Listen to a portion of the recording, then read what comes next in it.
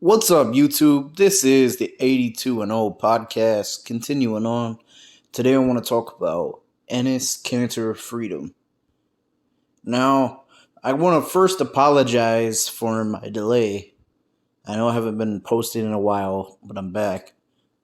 So, you know, for anyone who doesn't know, Enes is officially out of the league right now, and he feels like he's been blackballed from the NBA because of his political views.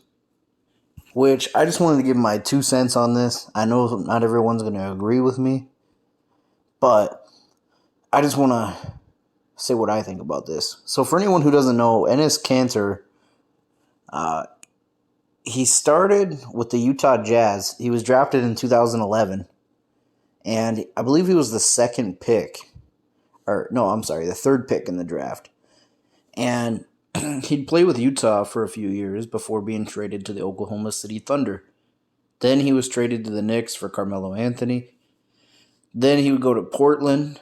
Now, here's where it gets weird. He played with Portland, then Boston. Back to Portland, and then Boston. So back, forth, back, forth. And I think he does have one valid point because he's only 29 years old, right? And he's saying he can still play. And I do think that's very true. And I think Ennis, sometimes a lot of people, they attack his game. They say he's not a very good player, but come on. Last year, he put up 11 points and 11 rebounds in just 24 minutes per game. So, the dude can still play. He's a double-double machine. Yes, he's not the best defensive player, and I still think he has a good 4 to 5 years. But here's my problem with Enes Kanter. Because he likes to criticize China, which he has the right. I will always defend a player's right to speak out injustice anywhere. So I'm not at all mad that he's criticizing China and their abuse of the Uyghur people. And I get where the NBA is coming from, because they have a lot of business in China. So I get it. But I would say Ennis is very hypocritical because while I support him standing up for the Uyghurs in China, and I don't agree with the NBA if they are blackballing him for that, Ennis is very critical whenever an African American player speaks up for their struggles. For example, LeBron James has been very vocal about police brutality in America. He spoke up for Breonna Taylor, George Floyd, and Enes talks mad shit about him whenever he does that.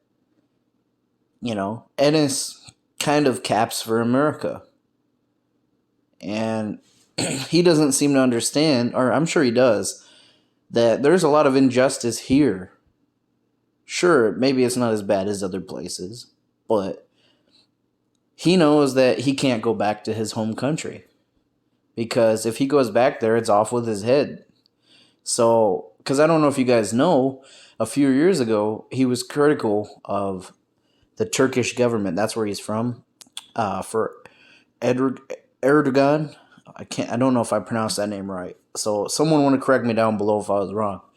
But he was very critical of that government, which he has the right to be. And they sent assassins after him.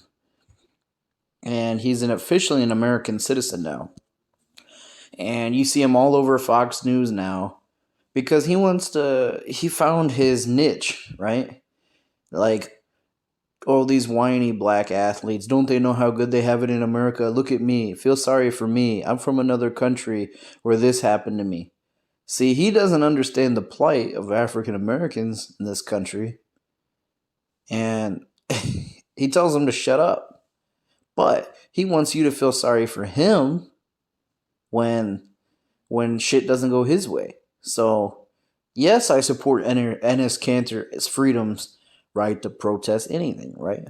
And I think it's a good cause, but it's very hypocritical to me that You want to stand up for the injustice of your people or people over there, but you tell people here to shut up just because you love America and you ignore the injustice here. So let me know what you guys think down below.